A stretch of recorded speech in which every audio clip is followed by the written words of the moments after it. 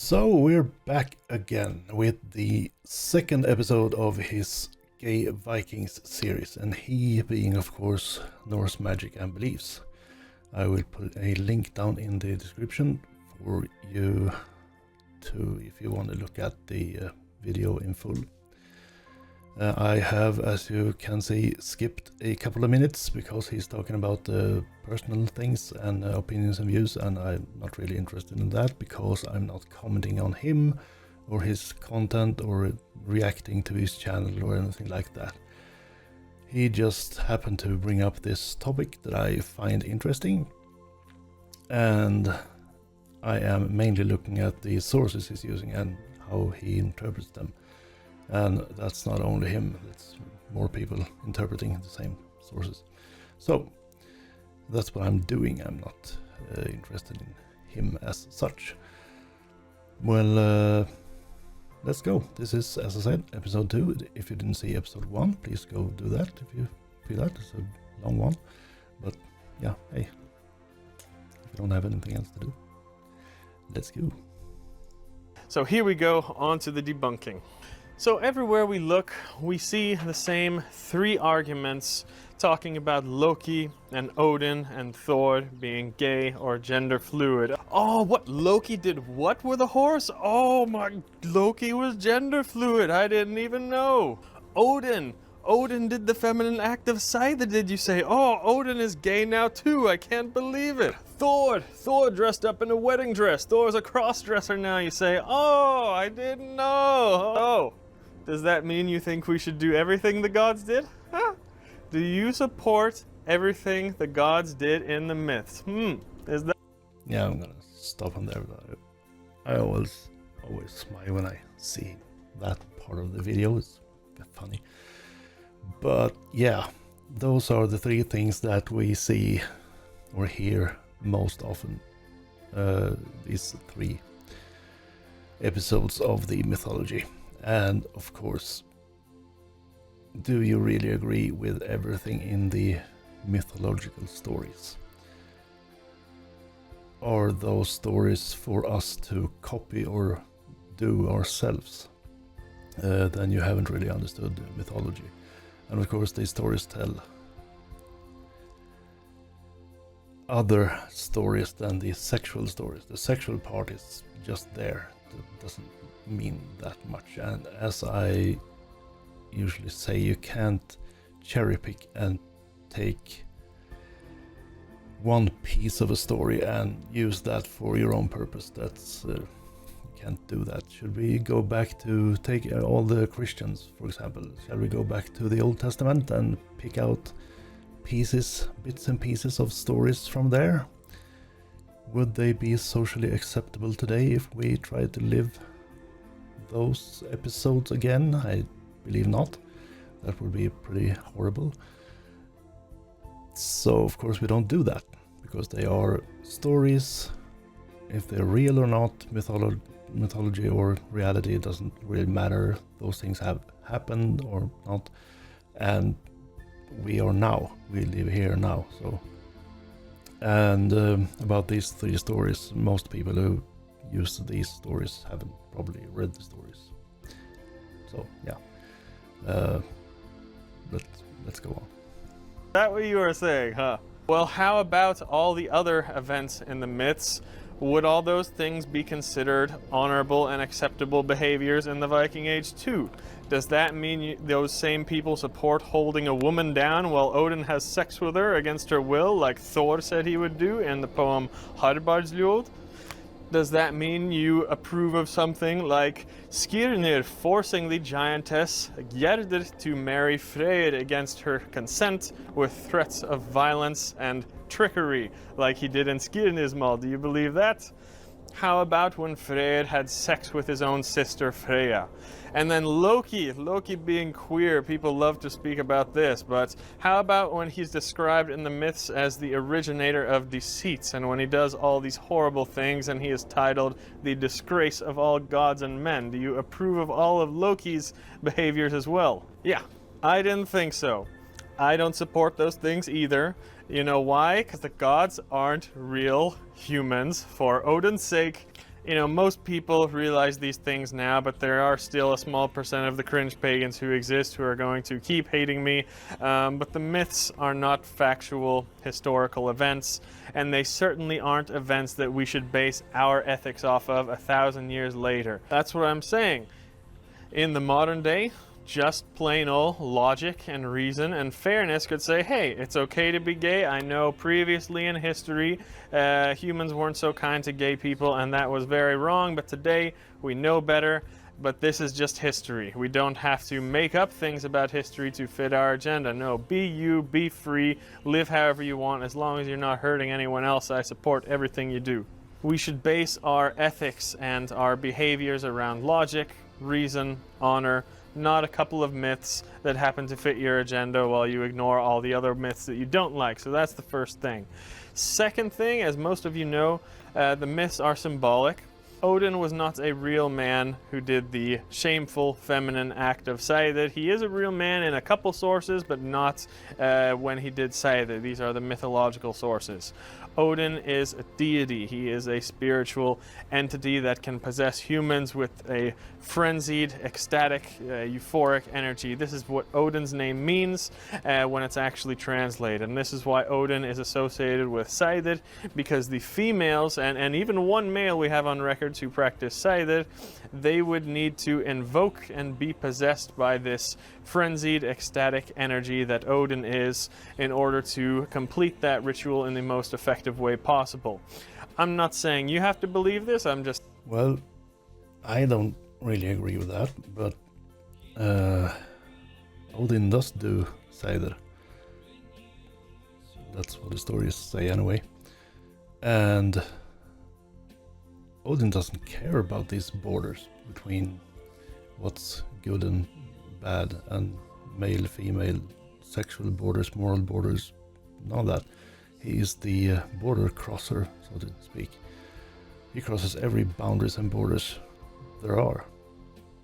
And his goal is to be the most powerful being in the universe, or the most powerful being ever, anywhere. That's his goal, and he will do whatever it takes to get all that power and all that knowledge.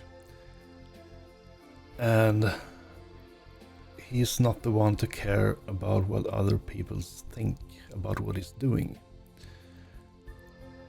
He is, after all, at least one of the most powerful beings in everywhere. So, why would he care? And he said something about one more source of a man doing Seidr. There are at least two more that I know of. You have in the Gisle Sursson saga, Thorgrim Nebb was a man full of sorcery and gallor and the greatest saved man ever seen. And in Laxdæla saga, we have the Kotkel and his wife and his two sons, who are a family very knowledgeable in sorcery and Seidr. So both these men, or all these people, none of them were shamed for what they were doing. They were called upon to perform things, magic, for someone else, and they were respected and honored. So that was not connected to female magic or something like that.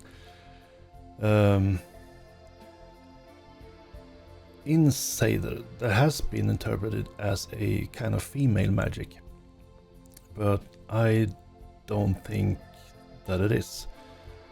Not according to my research anyway. Because Seidr has a lot of components in it. There is altar magic, there's singing, and there's dancing, and there's chanting, and all kinds of stuff. Seidr is just the collective name for this kind of magic. So one of the reasons I think it's been called female magic is because Odin learned it from Freya, who is a woman. So therefore some people interpreted that, oh, Freya had it from the beginning, so it must be female magic, and Odin did it, so he took the female magic, now he's doing female magic. That's one interpretation. The other thing I think is the singing, because in Seidr you sing Galdr songs, and these are sung at a very high pitch, very bright voice, almost screamed in a very high-pitched voice. And that is one thing I think was for women, mainly, because it's very hard for men to get up in those castrate voices, high-pitched. Now, if we look at Odin and all of his names, Odin has lots of names, over 100 names. Some say 200 names. I don't actually know how many names he has, but lots of names, nicknames that is, or Heiten or Kenning, it's also called. And one of his names is Vedrunger, and that is translated as the Screamer. And he's called Vedrunger when he is performing weather magic to summon storms and such. So he's the Screamer, and he's also described as Ein Skøpudr Galdra, meaning a creator of Galdrs, or Galdr songs. So it was Galdr songs that the Seid men and women sang. So we can say that he didn't do Seidr, because he even created Seidr, he created Galdr songs. And in Havamal, I think it is 146 and about 20 verses after, he's speaking about all the Galdr songs he knows. So he knows a bunch of them. If he made those or not, we don't know, but he's talking about it is very connected to the Galdr, which is the, as I said, the song that was sung in a very high-pitched voice, which is probably why it's connected to females. So that's a thing you have to keep in mind when saying if Odin did Seidr or not. And of course Seidr is a lot of things, so you can't just connect it to one thing. But okay, let's go on.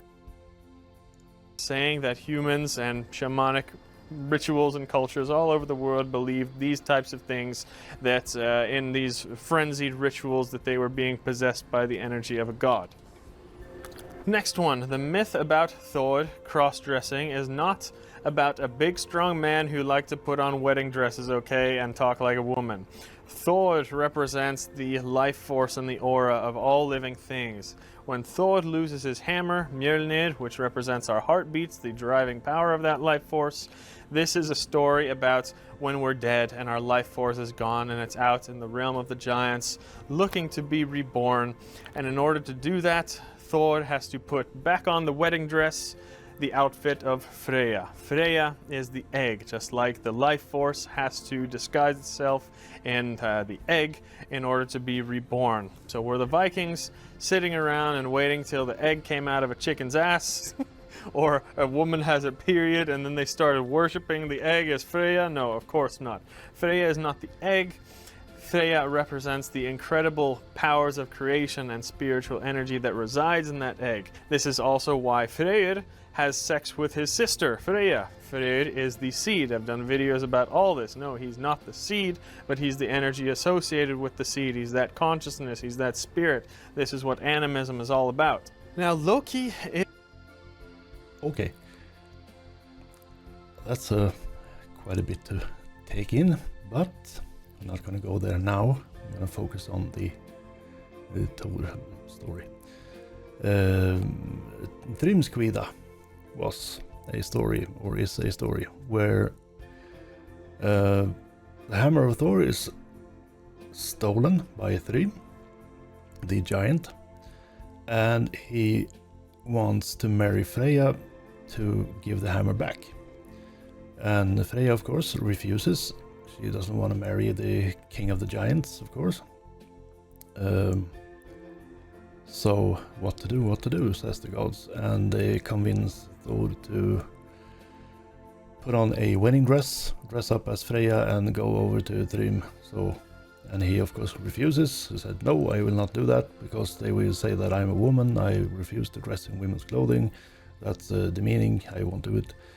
But when they convince him that it is for the greater good, and that without his hammer, both Asgard and Midgard is in big trouble, because he's the protector of both the gods and the humans. So he needs it. So he says, well, fine then, with a grumpy face, and puts on the wedding dress. He does not even care to shave off his big red beard when he does that, because he has this veil covering his face. He takes Loki with him to Thrym, and they make all these wedding arrangements and the feast.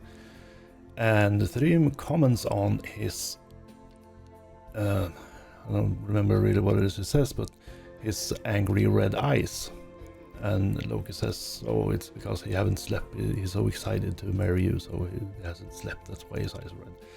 And he also comments on his very manly drinking behavior, and his very manly eating behavior, because he both eats and drinks more than anyone else. That's not very ladylike, so there's a question about that.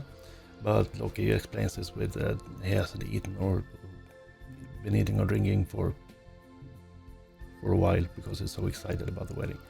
Then finally, the Thrym gets the hammer up, presents it, puts it in Thor's knee, and then Thor rips off the dress, grabs the hammer, and starts killing giants.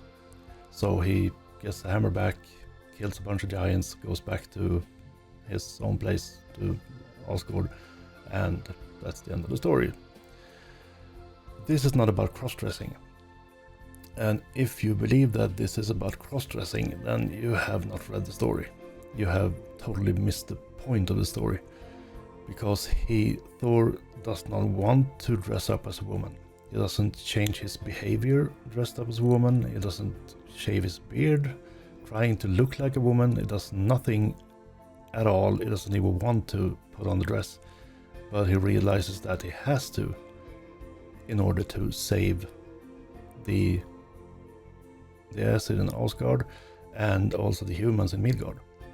So how is that about cross-dressing? And he's absolutely right that of course it's not. Then all that stuff about the Freya, I don't know. We can do that some other time. But that's the Thrymskvida story. And it's not about cross-dressing.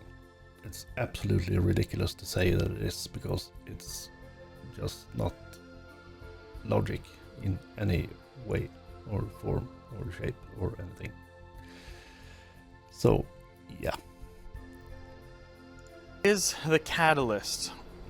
We don't really have a close English word for it, but it's pretty clear that in very ancient times Loki seems to be like the bender of stories, or something like shaping the future, something like that. We don't have an English word for it, but Loki is basically the spiritual energy in the universe that instigates all change, which is why he pops up. I would say that the English word mostly used is trickster, the trickster god. I think that's what he's looking for, maybe. Up in more myths than every other god, especially the ones with Thor and Odin, that represents a change in our life, nature, or the universe. These are not my ideas, guys. Scholars for 150 years now have been saying these things if we actually do some reading. Now, the myth... We don't know what Loki's name means, because it is very complex, as Loki himself is very complex. So, his name could be based on many things. So we don't really know how he came about, or when he came about, or what era he belongs to.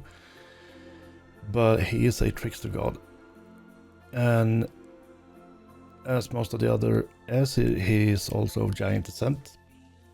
But he was, according to some stories, he was raised in Utgård by his supposed father, Utgårda Loki. And Odin took him as a child and rescued him from his dad and his pals. Other stories say that he was shunned from the giants for some reason, and Odin and Loki met somewhere, and Odin liked him and took him on and thought, we can make an Aesir out of you. Not too late. You have good in you. You have, I see your worth, and you're not that bad. So they sometime became blood brothers, and thereby he was made into a god. That's what we know. So we don't really know where it comes from, or how, or when, or different stories tell different versions. He is a menace, but he's not evil, and he's not bad, he's not good, so he's somewhere in between. He is a chaos being, you could say, but you can also say that for those saying that he's some kind of Norse version of the devil or something, that's not true, because without Loki we would not have all the defensive weapons and things that, for like Mjolnir, Thor's hammer, for example, we wouldn't have that if Loki wasn't around. So there are a couple of things that we wouldn't have. The Gungnir, Odin's spear, for example, wouldn't have that, and a couple of more things. So even when he does something menacing, it sometimes turns out to be a good thing. As when he tries to do a good thing, it turns out to be a bad thing. So I don't think he has a point with, I don't think he has a goal with the things he do. He just does things. That's the chaos part of him. He just sees an opportunity, takes it, see where it leads, and then he has to fix it up sometimes because he makes bad decisions. But I don't think he's either good or bad. He's just as he is. He just does things. So yeah, he's a very complex god. Yeah, okay. About Loki changing into a mare and having sex with a giant horse to give birth to the eight-legged horse Sleipnir, that myth's a bit difficult, and I at least haven't read any convincing interpretations of that myth. I don't think it's very difficult. It's a very self-explanatory story, basically. I'll get into that maybe soon. But I hope we can all agree that it's not possible for a human to do this. But, you know, a rough general possible interpretation is as told in Gylfaginning. And remember, this is a source written by a Christian about 200 years after the Viking Age, so this is not going to be 100% reliable. But it's a myth about very early on in the chronology of the initial forming of the universe or world. So early that Valhalla and Asgard, the realm of the gods, did not even exist yet. What also... If we're talking about how Sleipnir was conceived, then Asgard absolutely did exist, because the giant in the story was hired for building the wall around Asgard. So if Asgard didn't exist, then what was he building a wall around? Okay. Didn't exist is the border in between these realms. The realms are the 9 worlds. And it turns out that there is actually some scientific validity to this, which I did a video on a while back.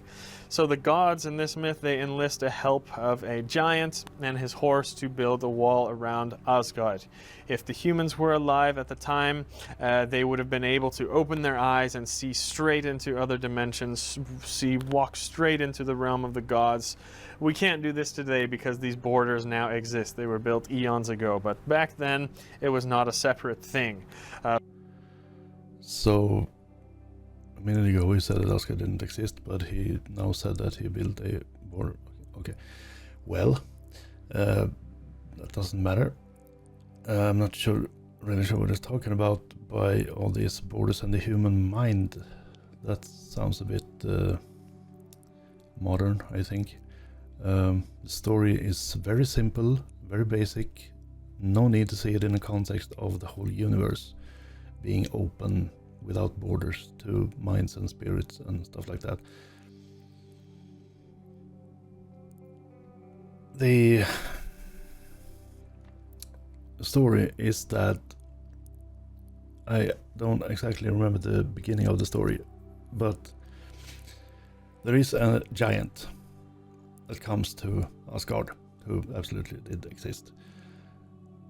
And he offers to build a wall, because the gods want to build a wall around Asgard to protect them from the giants, the Utgård giants. So this giant says, I can build that wall, give me 3 years and I will build it.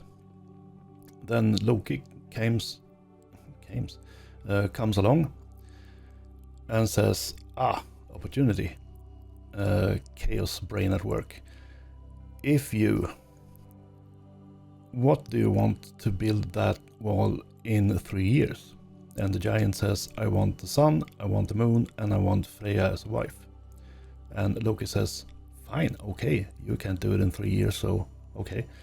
So that's the promise. And he just took that decision there and then without asking anyone, just decided that for himself. Just an opportunity, as he does. So the giant starts working, and after a while he notices that I'm not gonna be able to build this wall in 3 years by myself. So he says, can I get my horse, Svadelfare? Can I get him to help me? And Loki says, well, fine, thinking you're not gonna make it anyway, so yeah, sure. But this is a giant's horse, of course, so it's much stronger than a normal horse. So he starts building the wall, continues building the wall, and when there are 3 days remaining of those 3 years, Loki gets a bit of a panic and says, oh, he's gonna make it. That's not good. And the gods notice that, hey, what's going on here? Why is he doing all this? Why is he using his horse? That wasn't in the original agreement. So Loki tells them all of it, with the price, with the sun and the moon and Freya as a wife. And they become furious, of course, and say that you did not have our consent to do that. You did not have our permission to promise that. You can't promise away these things. Absolutely not to a giant, who you don't even know who it is. So they command Loki to stop the build in any way. Just make him stop. Just he can't complete this, because you can't break this promise. An oath was a holy thing, you can't break an oath. So you have to find a way to stop him.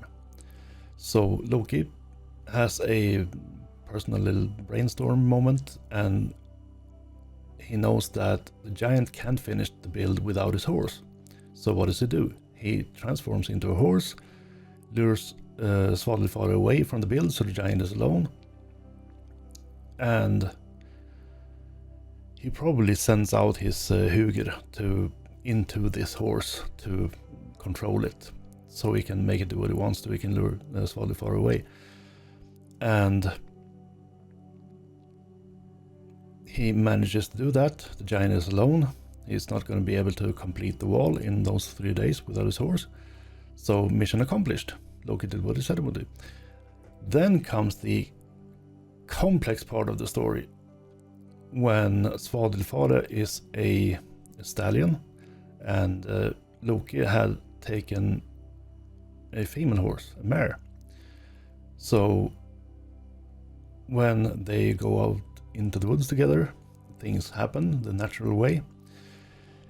I don't think that Loki was supposed to stay in that mare when nature had its way, but he did for some reason. And that's why the offspring of that companionship, to use a nice word, became a magic horse in Sleipnir, with 8 legs and run faster than the wind and can walk on air and all that stuff. So that's the complex. If Loki had just left the mare before all of that happened, then Sleipnir wouldn't be around. But he was, for some reason. But that's Loki. He doesn't think about what he does, he just does things. And maybe he thought that, oh, that could be an interesting thing to experience. I've never been in a horse in that situation before, so let's do it, because it's not thinking about consequences or anything like that. So that's the story. And it's not about Loki having sex with a horse. That's not what the story is about. It's about the construction of the wall around Asgard and how it was not finished, and the promises around it, Loki's deceit and his strange behavior with not thinking, making chaos without meaning to. And an explanation, first of all, for how Sleipnir was born. That's the question in Gylfaginning. How was Sleipnir conceived? How did he come to be? That's the answer to that question. It has nothing to do with Loki having sex with a horse. So, yeah. So the giant is actually unnamed. We don't know what the giant represents exactly, but just remember what the... This is not what he's talking about, but I actually think that we know who the giant was. Because think about it. He wants the sun and the moon and Freya as a wife. And there is another giant who wanted Freya as a wife. So could that maybe be the same? And we don't know which came first of these two stories, of Thrymskvida or this passage in Gylfaginning. Which of the stories is older, or which of the events happened first? So if it was Thrym built the wall, he knew where it was weak and where it wasn't finished, so he could easily get into Asgard and take the hammer. But if it was before, then there was no wall. And just suddenly appearing, offering to build a wall around Asgard and demanding Freya as a wife, maybe because it didn't get her last time. And yeah, maybe. I think it's Thrym, the king of the Jotnar. Maybe. That's just a side note, but maybe we can think about it and maybe do an episode on that too sometime. Well, keep talking. Giants' names mean Jotnar. It means the devourer, devouring one. So they are different devouring forces or entities in the nature personified. Giants' workhorse? Jotnar comes from the Proto-Germanic etun or eta. Etunas means an eater, the one who eats. It's the same base as the Swedish äta, which means to eat. It's the same base as the English eat, that means to eat. And it's the same base for the German essen, that means to eat. It's the same, it's a very, very old Proto-Germanic word, Proto-Indo-European maybe even, very, very old basic, because to eat is a very basic thing that we have done since the dawn of time, or we wouldn't be here, would we? The devouring thing is connected to that the Jotnar or the Etna is the giants, so they are through history seen as brutal or violent or just very bad beings, maybe evil beings. I don't think they are, but through history they have been seen as evil, as a threat to humanity and threat to the gods and threat to everything that's good. And that's why it has turned from eating to devouring. But etunas from etun, eta, just means to eat, the eater, the one who eats a lot maybe. So I will be careful with this devourer thing. Yeah. Horse was called Svadilfad, which means unlucky traveler, and this horse pretty much built the wall. No, it does not mean unlucky traveler. That's a bad translation. Svadilfari mean the one who takes on toilsome travels. That's what it means. Not unlucky traveler. That's maybe I'm off here, but I think that's a bad translation. In the realms all by himself, but exactly what It basically means that he's a working horse. He works really hard. It takes on toils and travels. That the hard-working horse. Just this horse is, we don't know. What we do know is that when you get a horse that is named Unlucky Traveler, and then you combine that with Loki, the catalyst, the force in the universe that brings change, what do you get? You get a baby out of it. Loki gives birth to Sleipnir. what? So if you take a horse with a certain name and combine that with Loki, who's the chaos representative or the bringer of change or catalyst or whatever you said, it makes a baby. So let me just assume that this is the only horse that Loki has ever been in contact with then, because we will have lots of magic horses running around if Loki always produces a baby when he meets a horse with a name. That's a very weird opinion, maybe. I don't know. Sleipnir is the best of all horses, and that's the horse that carries our soul in and out of our body into the different realms in death, sleep, trance, meditation, astral travel, things like that that they believed in back then. Sleipnir. What? Sleipnir is a horse. He's Odin's horse. He has 8 legs. He can run through different areas of the realms of giants and gods and whatnot. That's what he does. There is, according to me, what I know of, no stories of Sleipnir at any point, anywhere, carrying around someone's soul or mind or spirit. That sounds like neo-pagan woo to me. When you overthink things and try to find a spiritual meaning to things that actually don't have a spiritual meaning. The Sleipnir is a horse. That's what it is. And he is a magic horse because he's conceived between a giant and a horse. A magic giant.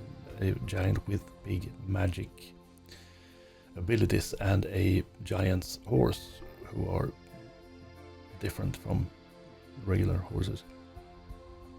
The only time I can remember that Sleipnir may be involved in a story would be in Sigurd Fafnisbale's horse Grane. It means beard, by the way. That horse is given to Sigurd by Odin in disguise because he wants him to have explicitly that horse for his missions. And that story is very long. I'm not going to go into it now. I have another episode in the making about that. But that's the only time maybe Sleipnir could have been. That horse only had 4 legs, so I don't know. Doesn't really imply that it is Sleipnir, but it could be. But all of this stuff about him carrying around our spirits and minds in trance and stuff, I don't agree with that. That sounds very modern, I think. His name, directly translated, means the slippery one. Just as our souls slip in and out of our body, this part we know as cultures around the world have similar beliefs, either an 8-legged horse or some other animal that you have to ride basically to let your soul come in and out of your body during shamanic rituals and trance states, things like that. Now, shape-shifting... No, but there is... I don't know what source that is, so just take what I say for what it's worth. I can't support it with a source because I'm too messed up in my brain to remember what source that is, but there is at least not maybe mythology, but a story about a spirit horse that some people with certain abilities can see when they die and pass away. They are met by a spirit horse, but that is not the same horse as Sleipnir, so I don't really know what that is, but I don't know how young or old that story is either because I can't find the source, so yeah, well, slippery souls. And if his name is Slippery, then yeah, that must be, that's logic. Okay. Like Loki did, is actually a real ritual that humans believed in, but it's not changing yourself into a horse. It's simply sending your spirit, your hugid, out to take control of another animal. So it's a common example of real religious ritual inserted into a cosmology creation myth, and that's the reason that this myth is told the way it is. It might not be 100% correct what I've told you about now, and there's definitely missing parts, but I think we can agree that it's probably not a myth that was created in order to suggest that it's okay for a man to bend over and take it up the bum by a horse, okay? Well, if, as he says, Loki in the shape of a horse had took it up the bum, his words, then Sleipnir wouldn't have been conceived, would he? Because that's now how animals or humans are conceived, by someone taking it up the bum. There's another place to take it for being able to produce a baby. So he didn't take it up the bum because it was a mare. So this is probably why the other gods held this against him. This was a wrong thing to do, and he was shamed for it. But they couldn't really shame him for the sexual act, because he wasn't maybe the passive role in the sexual thing, but he didn't take it anally, because then Sleipnir wouldn't have been born. He wouldn't get pregnant if it had done that. So it's a hard thing for them to deal with. It was shameful, but not really for that reason. The shameful thing would rather be that he did not take his hugger out of the mare before this act. He wasn't supposed to stay there when that happened, because he had done what he was intended to do. He was taking the giant's horse away from him, and then he would leave the mare, because then that horse could take care of business by itself. But he stayed in the mare, and that's the shameful thing. Another shameful thing is to actually manipulate the outcome of a promise or an oath. He had promised this giant a thing, but then he made it harder for him to keep that promise, so that he actually did not keep the promise. That was also shameful, but he didn't take it up the bum, because there would have been no outcome from that act if he had. So yeah, that's I think you're twisting yourself in knots here trying to explain this, but yeah, any interpretations that you guys have, I would love to hear that in the comments. If you can fill in some of the missing pieces in this myth, that's why I make these videos, to share ideas. Anyway, on to the final source that people use to argue for same-sex relations in pagan culture and the Viking Age, and that comes in Gudmundar Saga, where Gudmund has sex with a man. I'll get to the whole story in a minute. But this is the only clear attestation of a same-sex relation or act in any Old Norse source, and this account comes in a couple other sources too, actually, like Sturlunga Saga, but it's the same event attested here. Now, there are other attestations of things like calling someone gay in the Viking Age as an insult. There's even some, perspectives on that to tell about what people thought about it, but there is only one single undeniable attestation whatsoever of a same-sex act that we have in all the Old Norse sources. And in this source, Gudmund, in his quest of revenge, captures his enemy, which is another man, and also his wife, and he plans for them to both be, you can't say the word here, but it's that four-letter R word, where you penetrate someone who is unwilling. But Gudmund has his enemy, the prisoner, be the passive part of that sexual act completed by another man. And he was the victim here. The victim was penetrated, and he was the one that was shamed. And Gudmund was actually not regarded as being shameful for the act that he did, because he was the active part of the sexual act. And this is the argument that people make all over the internet, that in the pagan times and the Viking Age, only being the passive recipient of a same-sex act was shameful, but if you were the active part, if you were the pitcher, you would not be shamed at all. And I agree there. We went through all this in the first episode, so I'm not going to comment on that, but he's absolutely right here. And this is a similar concept of what was believed in practice in ancient Rome, and I think even Greece too, I believe. But let's debunk this. First of all, let's call this source by its actual full name, and you will already see where I'm going with this and why these other people with their agenda choose to not use this source's full name. The full name of this source is Prestsaga Gudmundar Bishops. This is a saga about bishops and priests, like Gudmund was. He was not a pagan. He lived in the early 1200s, 200 years after Iceland became Christian.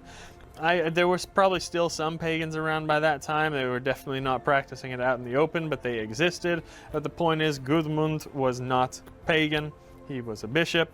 None of his friends were pagan. None of his men, none of his family were pagan. No one in that whole story was pagan. So we cannot use that to say that gays were accepted in pagan times. Yeah, it's absolutely correct. Just because something is an old Icelandic saga doesn't mean it's pagan. There are pagan sagas, pagan stories, and there are Christian stories, Christian sagas, and there are lots of stories with both, where Christians and pagans do things together. So everything, just because it's old, just because it's Icelandic, doesn't mean it's pagan. It can be used in that context. So context. Did I say that in the last episode? Maybe a couple of times. Context. Very important. Remember that. That's it. End of the story. Those 4 sources debunked right there. Very easy. Could it have happened? Maybe.